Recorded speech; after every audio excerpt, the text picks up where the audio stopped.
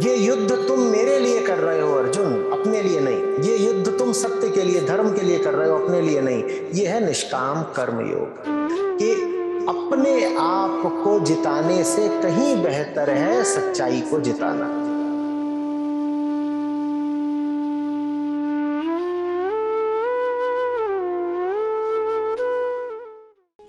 नमस्ते आचार्य जी। जवानी अकेली दहाड़ती है शेर की तरह। आपकी ये पंक्ति जब से सुना है तब से खुद को युवा कहने में शर्म आती है। मुझ में उत्साह की कमी है, वो धार नहीं है जो इस उम्र में होनी चाहिए। किसी भी कर्म में डूबने की कोई प्रेरणा नहीं है। डॉक्टर से मिलता हूँ तो वो कहते हैं दवाई लो, पर मुझे दवाई नहीं लेनी। मैं आपके पास आया हूँ, कृपया मुझे सच्चा यौवन सिखाएं। यौवन का क्या अर्थ है? उसी अर्थ से शुरू कर लो जो हम सामान्यतया लेते हैं। जब हम कहते हैं जवानी या जवान व्यक्ति, तो आंखों के सामने क्या छवि आती है? शारीरिक रूप से जवान कोई व्यक्ति ना, 20 की उम्र का, 25 की उम्र का, 18 या 30 की उम्र का, उसको हम कह देते हैं कि जवान है ना। जवानी की खासियत क्या होती है? अभी हम जवानी के उसी अर्थ को ले रहे हैं जो सामान्यतया प्रचलित है। उस अर्थ में भी जवानी की खासियत क्या होती है या विशेष लक्षण क्या होते हैं? फुल ऑफ एनर्जी, ऊर्जा और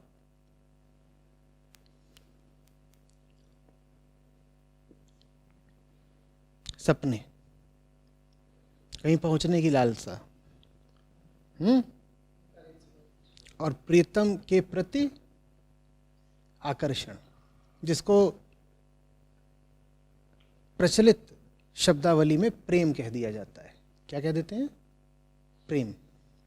तो प्रेम, ऊर्जा, उमंग, सपने, ये सब लक्षण होते हैं जवानी के साधारण तौर पर भी। यही जो शब्द हैं, इनको और गहराई से ले लो तो जवानी का जो मानसिक या आध्यात्मिक अर्थ है वो भी स्पष्ट हो जाएगा। जो शारीरिक रूप से जवान है उसमें ऊर्जा है भिड़ जाने की, चल लेने की, चुनौतियों को स्वीकार कर लेने की, है ना। जो आध्यात्मिक रूप से युवा है उसमें ऊर्जा है अपने जीवन के बंधनों को काट देने की। जो शारीरिक रूप से युवा है उसमें आकर्षण होता है दूसरे किसी आकर्षक सुंदर शरीर के प्रति। जो मानसिक या आध्यात्मिक रूप से युवा है उसमें आकर्षण होता है सौंदर्य मात्र के प्रति। वो जो वास्तव में सुंदर है, वो जिसमें शिवत्व है इसलिए सुंदर है। सत्यम शिवम सुंदरम। इसी तरीके से जो जवान है शारीरिक रूप से आयु से जवान है, उसके पास हम कहते हैं कि सपने हैं। सपनों का क्या अर्थ होता है? कि अभी आसपास जो दिख रहा है उससे दूर की आगे की कोई चीज़ है ना। ये जो वर्तमान परिस्थितियां हैं इनसे बेहतर कुछ जब आपकी आंखों में हो तो आपकी आंखों में कहा जाता है कि सपने हैं, है ना। इसी तरीके से जो आध्यात्मिक रूप से या मानसिक रूप से जवान आदमी होता है उसकी आंखों में भी सपने होते हैं, पर उसका सपना और आगे का होता है। उसका सपना फिर जो आसपास दिख रहा है उससे बस आगे का ही नहीं होता, उससे ऊंचा भी होता है, उससे ऊपर के किसी तल का होता है। ठीक है, तो इसको कहते हैं असली जवानी। जब आप में सौंदर्य मात्र के प्रति अनुराग जग जाए, जब आप किसी ऐसी सच्चाई के प्रति आकर्षित होने लग जाओ, खिंचने लग जाओ, जो आपको अपने आसपास कहीं दिखाई न देती हो, और जब अपने प्रेम और अपने सपने से निष्ठा करने के लिए आपके पास अदम्य ऊर्जा उत्साह भी हो, तब आप कहलाते हो कि आप वास्तव में जवान हो गए। ये यौवन का असली अर्थ है। समझ में आ रही बात? अब इस यौवन में और आयुबद्ध शारीरिक जवानी में अंतर क्या है? अंतर ये है कि जिस यौवन की बात हम कर रहे हैं वो शरीर पर आश्रित नहीं है, इसीलिए आप आध्यात्मिक रूप से युवा हो सकते हो किसी भी शारीरिक उम्र में। आप 13-14 साल के हो तो भी आप आध्यात्मिक रूप से जवान हो सकते हो, और आप 83-84 साल के हो तो भी आप शारीरिक रूप से जवान हो सकते हो, आध्यात्मिक रूप से। शारीरिक उम्र पर जो आश्रित है जवानी, वो तो शरीर के साथ ढल जानी है, और जो जवानी मन की समझदारी से, मन की गहरी प्रेरणा से संबंधित है, वो तो मंजिल पर पहुंच कर ही दम लेती है, वो कायम रहती है, वो ढलती नहीं जब तक कि उसे उसकी मंजिल न मिल जाए। बात आ रही समझ में? तो एक तरीके से अध्यात्म सतत यौवन की कला हुई। अध्यात्म क्या है? लगातार जवान रहने की कला। तब तक जवान रहेंगे, तब तक जवान रहेंगे जब तक मिलन ही ना हो जाए, प्रेम की भाषा में, और तब तक जवान रहेंगे, तब तक जवान रहेंगे जब तक मिट ही ना जाए, महामृत्यु ही ना आ जाए, मुक्ति ही ना मिल जाए। ये ज्ञान की या सांख्य की भाषा हुई। समझ में आ रही बात? अब कह रहे हो कि जो आमतौर पे जवानी के चिन्ह होते हैं वो अपने आप में दिखाई नहीं देते, तो अब मुझे साफ बताओ, जवानी चाहिए कौन सी, शरीर वाली या अंदर वाली? चाहिए तो अंदर वाली। हाँ, तो जो अंदर वाली चाहिए उसके लिए तो अंदर का हाल पता होना चाहिए ना, दूर का, ऊपर का, किसी और तल का सपना तो तब उठेगा ना जब भीतर जो है उससे जरा सी वितृष्णा हो, भीतर जो है जब वो जरा पसंद आना कम हो जाए, तो ना व्यक्ति कहेगा कि कुछ और चाहिए। भीतर का हाल पता हो तो भीतर वाली जवानी अपने आप पैदा होने लगती है। इसी तरीके से अगर साफ दिखाई दे कि जीवन बड़ी कसमसाहट में, बड़े बंधन में बीत रहा है, तो अपना जो मुक्त स्वभाव है वो खुद ही फिर तैयार होने लगता है, दहाड़ने लगता है,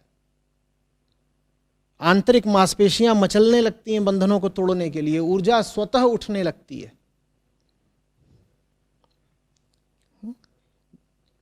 शरीर से जवान होने के लिए कुछ करना नहीं होता, समय के भाव में बहना होता है बस, जानवर भी जवान हो जाते हैं। आंतरिक रूप से जवान होने के लिए बड़ी ईमानदारी चाहिए, नहीं तो ये बहुत संभव है कि आप शारीरिक तौर पर बच्चे से जवान हो जाएं, फिर बूढ़े हो जाएं, फिर मर भी जाएं, लेकिन वास्तविक जवानी कभी घटने ही ना पाए। शरीर अपनी यात्रा पूरी कर गया, चक्र पूरा घूम आया,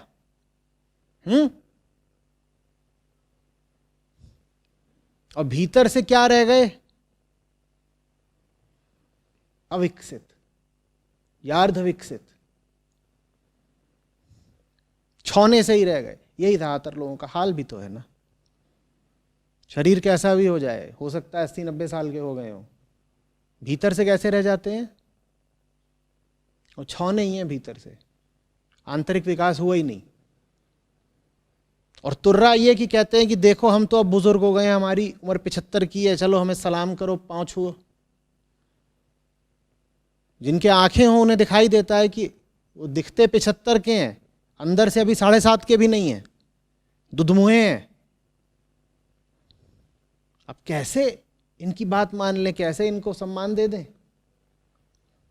चलो रस्म अदायगी किए देते हैं। शरीर बुढ़ा रहा है तो शरीर का ही चरण स्पर्श करे लेते हैं, ये हो जाता है। फिर भीतर ही भीतर तो पता रहता है कि इनमें ऐसा कुछ भी नहीं है जो आदरणीय हो, पूजनीय हो। किसी व्यक्ति में तभी कुछ आदरणीय, पूजनीय, सम्माननीय होता है जब वो व्यक्ति उसको समर्पित हो गया हो जो एक ही है सम्मान और आदर के योग्य। बात समझ में आ रही है? नहीं तो इंसान कोई कैसे सम्मान का पात्र हो सकता है? इंसान तो हाड़ मांस मिट्टी है, उसमें क्या ऐसा सम्माननीय है? इंसान इज्जत के काबिल तभी बनता है जब इंसान ने अपने से आगे किसी को, किसी ऊंचाई को इज्जत देनी शुरू कर दी हो। वही आदमी जो अपने से आगे की किसी ऊंचाई को इज्जत देना शुरू कर देता है आध्यात्मिक अर्थों में जवान कहलाता है। लेकिन आगे को इज्जत देना, मैं फिर कह रहा हूं, तभी हो पाएगा जब पता हो कि भीतर बड़ी बेइज्जती का मामला चल रहा है। पहले अपनी नजरों में थोड़ा गिरना पड़ता है, तब जाकर के हस्ती उठती है। जो नाहक ही अपनी नजरों में बड़े सूरमा उस्ताद बने बैठे हैं,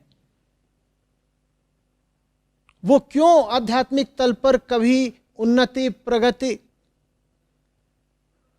आरोह करेंगे? वो तो अपनी नजर में पहले ही क्या है, बड़े फन्ने खाए। वो कहेंगे हमें उठने की जरूरत क्या, हम तो उठे ही हुए हैं।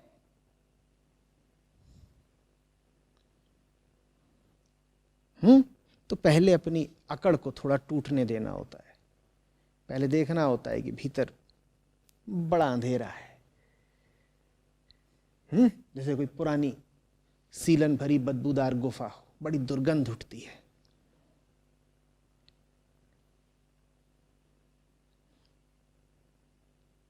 जब तुम अपने प्रति थोड़ी उपेक्षा, निराशा, वितृष्णा से भर जाते हो, तभी तो अपने आप को छोड़ पाओगे ना, नहीं तो पकड़े ही रहोगे खुद को। और जब मैं खुद कह रहा हूं, जब मैं कह रहा हूं स्वयं को पकड़े रहोगे, तो इस स्वयं से मेरा आशय क्या है? आत्मा? आत्मा नहीं, वही सब धूल कीचड़।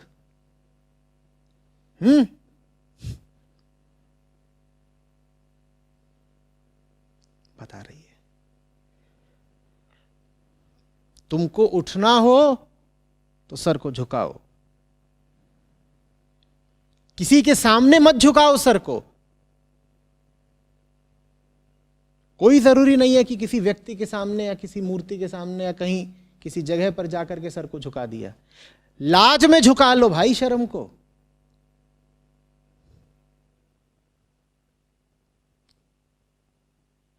सच्चाई की अगर यात्रा शुरू कर रहे हो तो शुरू में लाज बड़ी उपयोगी चीज है, लज्जा आनी चाहिए। लज्जा ही नहीं आ रही तो फिर तो सब ठीक ही ठीक है ना। बेशर्म लोगों के लिए नहीं है अध्यात्म। बहुत होते हैं मोटी खाल के बेशर्म टट्टू, उन्हें कोई फर्क ही नहीं पड़ता। उन्हें दिख रहा होगा कि जिंदगी बिल्कुल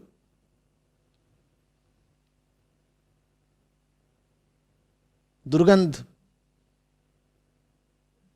मवाद से भरी हुई है, तो भी वो बिल्कुल चौड़ में ठसक में घूमते हैं।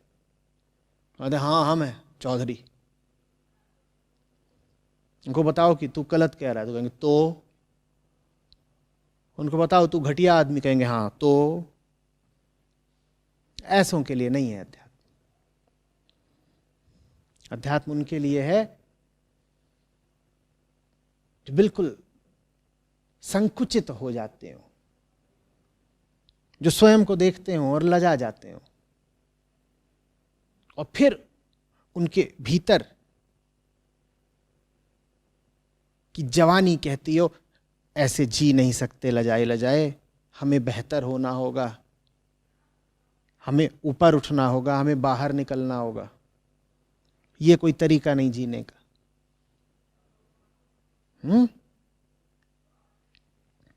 कुछ लक्षण समझ लो अप्रगति के, या कुगति या दुर्गति के। कोई तुम्हें तुम्हारी गलती दिखाए, तुम्हें बुरा अगर लगता है तो तुम जवान कभी भी होने से रहे। कोई अगर तुम्हें गलती दिखाए और तुम कहो कि अरे गलती दिखा रहा है, हम बड़े आदमी है, हमारे आ रहा है, हमें टोका टोकी कर रहा है, तो इसका मतलब ये है कि तुम शिशु ही रह जाने वाले हो। जिसे जवान होना होता है वो अपनी गलतियों का सामना करता है। गलती माने छुटपन, विकार, दोष।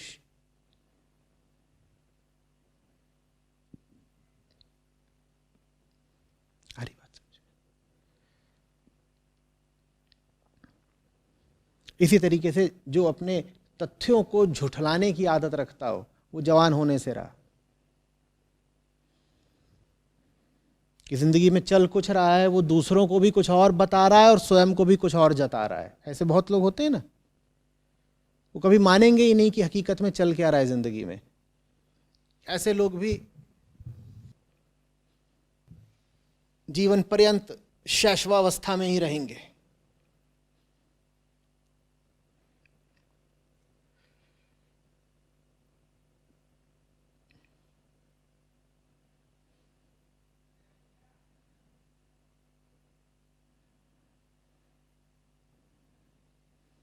जरा दम दिखाओ, जरा चोट खाओ।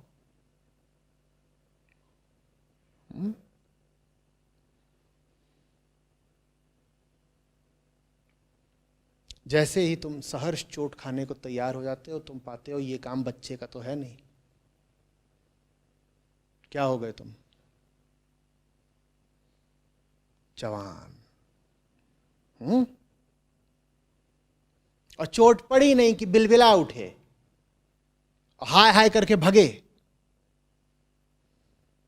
तो छुन्नुए ला लो, अंगूठा चूसो।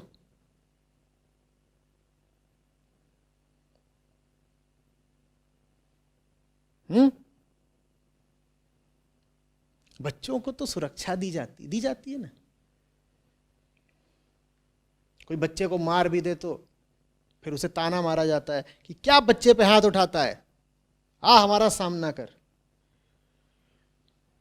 बच्चे को क्या दी जाती है? सुरक्षा। तुम अगर ऐसे हो कि जिंदगी में जहां जाओ सुरक्षा ही मांगते रहो, तो अच्छे से समझ लो कि क्या हो अभी? बच्चे।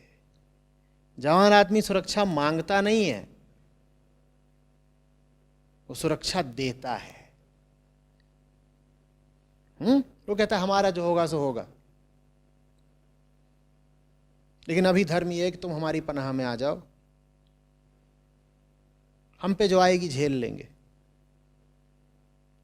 पूछो अपने आप से ईमानदारी से, सुरक्षा कितनी प्यारी है तुमको? और सुरक्षा कई तरह की होती है। सुरक्षा यही नहीं कि शरीर पे चोट लग गई, इज्जत पर चोट लग गई, ये भी तो वही है। बदनामी हो जाएगी, लोग क्या कहेंगे।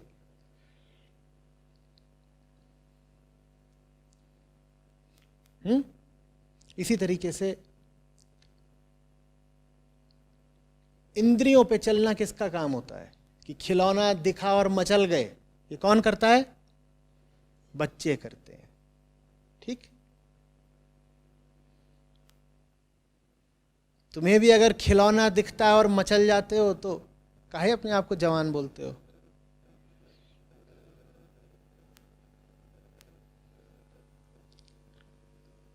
बच्चा इंद्रियों पर जीता है, थोड़ा बड़ा होता है, किशोरावस्था आती है तो मन पर जीता है, मन चला हो जाता है।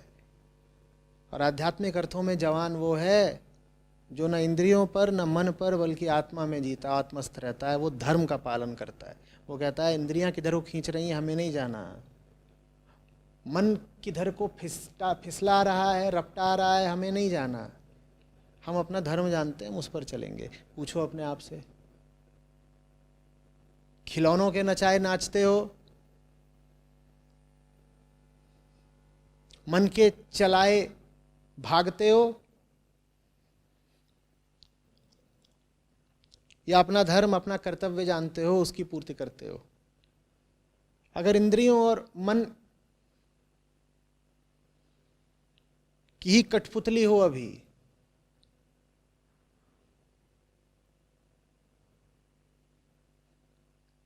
तो फिर यही भाग्य रहेगा तुम्हारा कि किसी की गोदी में नजर आओगे हमेशा।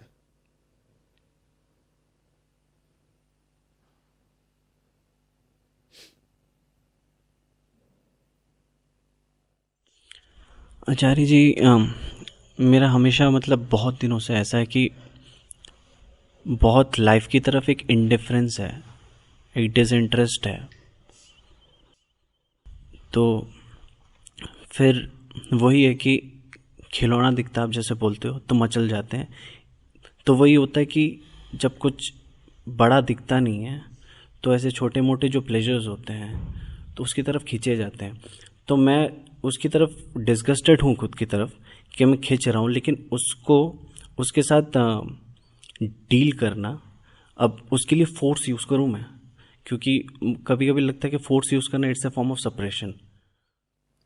तुम कह रहे हो कुछ बड़ा दिखता नहीं है इसलिए तुम खिलौनों की ओर आकर्षित हो जाते हो, यही कहा ना? फिर पूछ रहे हो कि अब खिलौनों की ओर ना जाऊं तो क्या इसके लिए बल प्रयोग करूं, दमन करूं, सप्रेशन करूं? इतनी लंबी कहानी कहने की ज़रूरत क्या है? कहानी शुरू यहाँ से हो रही है कि तुमने कहा कि बड़ा कुछ दिखता नहीं है इसीलिए छोटे छोटे खिलौनों की ओर भगते हो। बड़ा क्या होता है? बड़ा माने क्या? बहुत बड़ी गेंद, बहुत बड़ा पहाड़, बहुत बड़ी थाली? बड़ा क्या होता है? अध्यात्म में बड़े का अर्थ क्या होता है? अध्यात्म में बड़े का अर्थ होता है वो जो छोटा नहीं है। बड़ा माने वो जो छोटा नहीं है।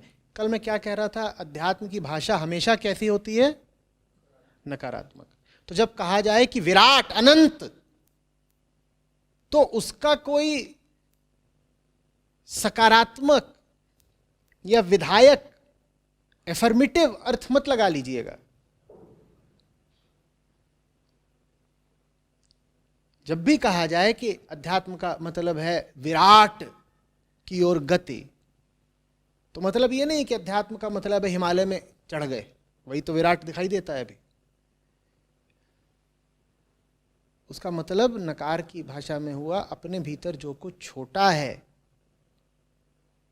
उसको पहचानना और पहचान के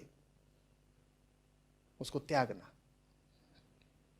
कह रहे हो बड़ा कुछ दिखाई नहीं देता, अरे छोटा दिखाई देता है कि नहीं? कहां है सारी क्षुद्रता, छुटपन कहां है? कहां है? कहां है? वो दिखती है, ईमानदारी से साफ साफ दिखती है। हाँ, उसी को देखना आवश्यक है, बड़ा नहीं कुछ देखना होता। अगर वो साफ साफ दिखती है बेटा, तो उसको देखने के बाद भी तुम झुंझुने की ओर कैसे मचल जाते हो? कह रहे हो बड़ा कुछ दिखाई नहीं देता तो हम खिलौनों की ओर भागते हैं। फिर अब बात पलट कर कह रहे हो कि नहीं, अपने भीतर का छुटपन तो दिखाई देता है। अपने भीतर का जब छुटपन दिखाई देता है तो मैंने थोड़ी देर पहले कहा बड़ी लाज आनी चाहिए। जो लाज में गड़ा हुआ होगा वो झुंझुना मांगेगा,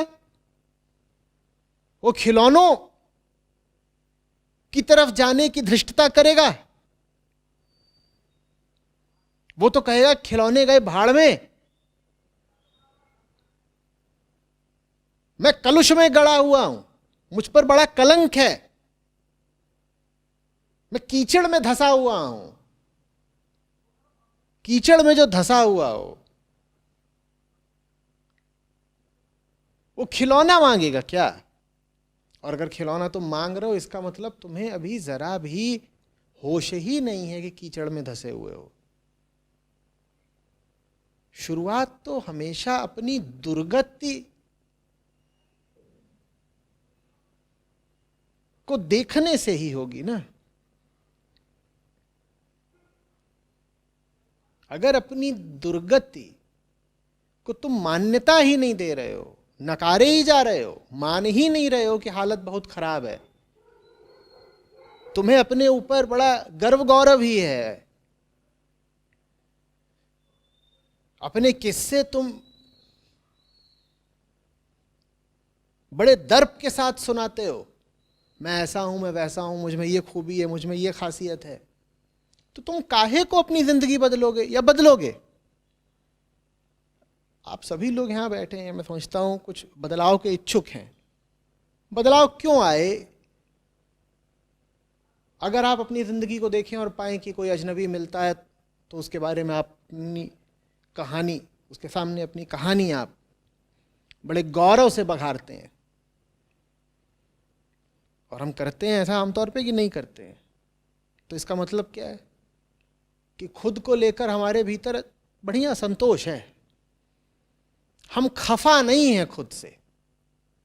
जो खुद से खफा नहीं हो सकता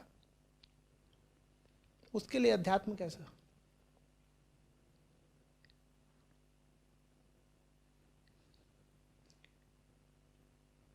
बाइबल में जीसस ने एक बड़ी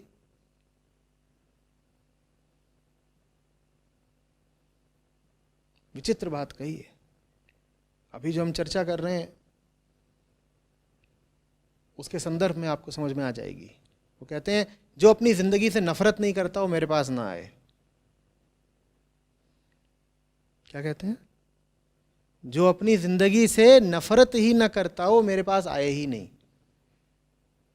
और हमें तो अपनी जिंदगी पे बड़ा गौरव है, बड़े गुरूर से हम भरे रहते हैं कि नहीं अजी साहब, हम कोई मिल जाता है तो उसको अपने पुराने एल्बम दिखाते हैं।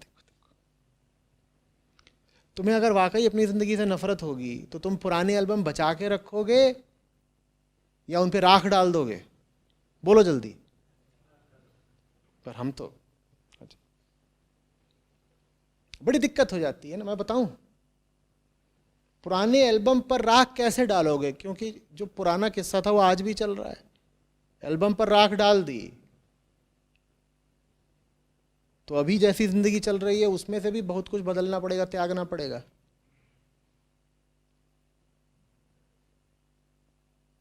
उतना साहस, उतनी जवानी हम में होती ही नहीं, तो फिर पुराना भी जो कुछ होता है हम उस पर झूठा गौरव किए जाते हैं।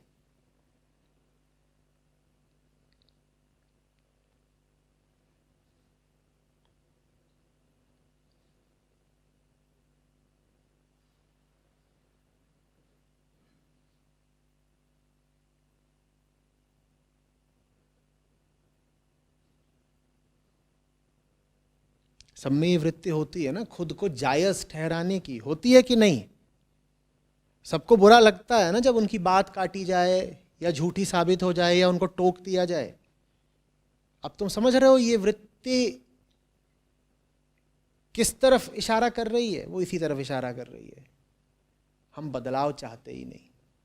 अगर हम काट दिए गए, अगर हमें टोक दिया गया, अगर हमें गलत साबित कर दिया गया तो फिर तो हमें मजबूर होके बदलना पड़ेगा ना कि भाई अगर तुम गलत हो तो बदलो। बदलना हमें है नहीं, क्योंकि बदलने के लिए क्या चाहिए? एक जवान छाती। वो हमारे पास है नहीं। उतना साहस और उतनी निर्लिप्तता हम दिखा नहीं पाते। तो फिर हम एक सस्ता तरीका पकड़ते हैं कि हम जैसे हैं, जो कुछ भी हैं, उसी को सही और जायज ठहराते चलें ताकि बदलाव की नौबत ही ना आए।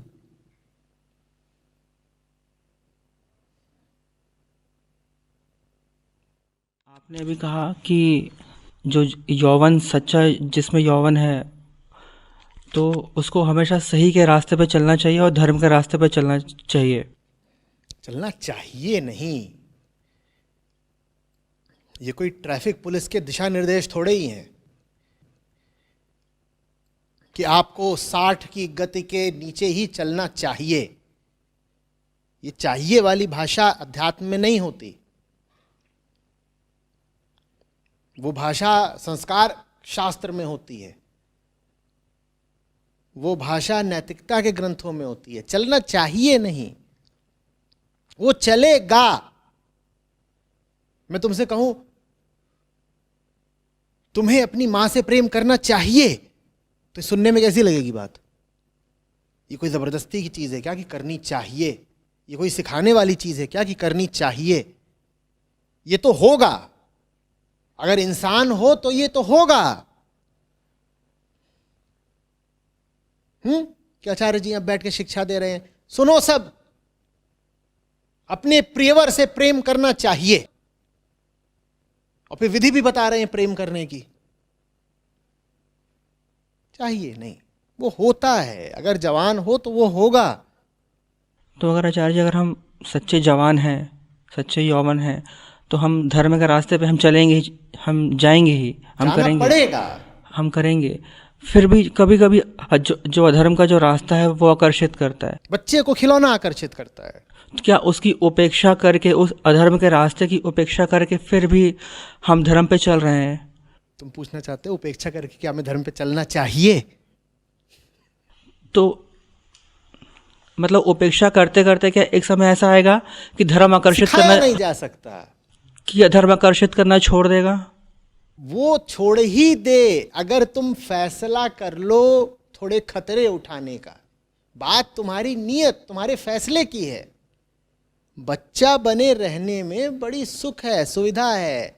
और एक और शब्द है स से, जिसकी थोड़ी देर पहले चर्चा करी थी, सुरक्षा है। अभ्यस्त हो गए हो अगर तुम सुविधा और सुरक्षा में ही जीने के, तो तुम जवानी के खतरे उठाओगे क्यों? जवानी माने जिम्मेदारी होता है। हमने कहा था ना, बच्चे को तो सब सुरक्षा देते हैं, और जो जवान आदमी होता है वो किसी सुरक्षा लेता नहीं है, वो अपना दायित्व तो निभाता है, वो देता है। तो जवानी जिम्मेदारी का काम होती है, और जिम्मेदारी उठाने में तो बहुत लोगों को बड़ा आलस आता है, बड़ा खतरा लगता है। तो फिर तय करते हैं कि चलो बच्चे ही बने रहते हैं।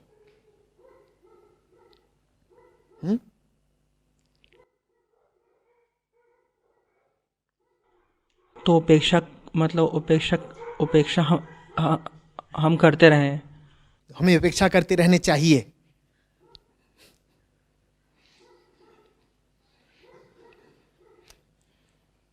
तुम वो मन छोड़ ही नहीं पा रहे हो जो निर्देशों पर चलता है। प्रेम किसी के निर्देश पर करा जाता है क्या? तो वैसे ही अध्यात्म प्रेम ही है। वो प्रेम से और ऊंचा प्रेम है, महाप्रेम है। किसी के निर्देश पर थोड़ी हो सकता है। ये थोड़ी हो सकता है कि सामने बैठे हुए हैं गुरुजी और गुरुजी ने कहा चलो मुक्त हो जाओ, तुम्हें मुक्त होना चाहिए। तुमने कहा ठीक, महाराज जी की आज्ञा है, मुक्त होना चाहिए तो हम मुक्त हो जाएंगे। ये आज्ञा पालन की चीजें थोड़ी होती हैं भाई। ये दिल की बात है भाई, आशिकी है। ये किसी की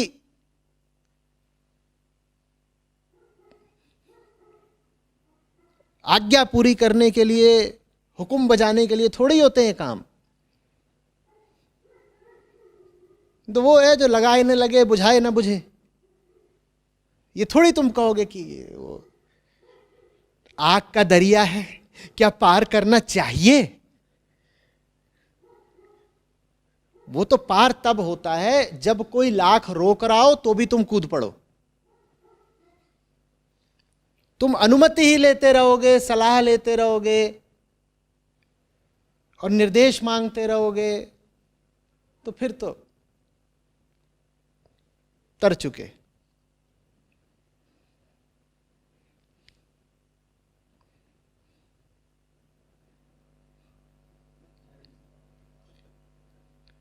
इससे मुझे क्या समझना चाहिए?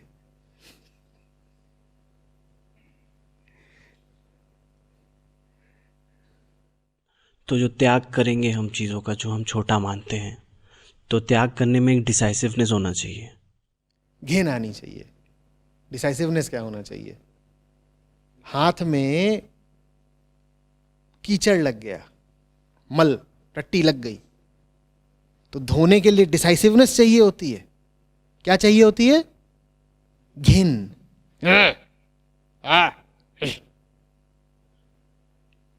अध्यात्म उनके लिए है जो खुद को आईने में देखे और उन्हें घिन आए। और घिन नहीं आ रही है, बड़ी खूबसूरती जनाई पड़ रही है, आहा हम ही तो हैं, आहा, तो फिर करोगे क्या अध्यात्म का? तुम तो खुशबूदार तेल लगाओ, चौराहे पे जाओ, अपनी नुमाइश दिखाओ, तुम्हें तो बड़ा नाज है खुद पर।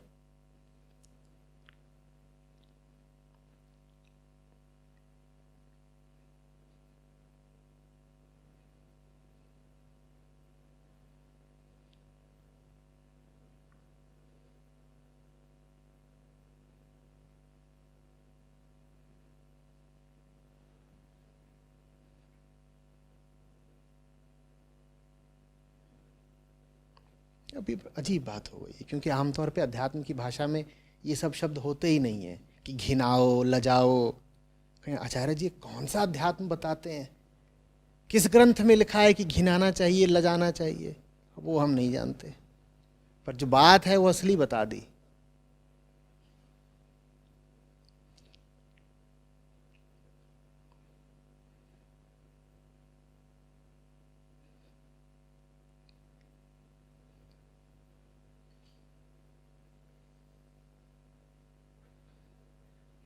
हम्म।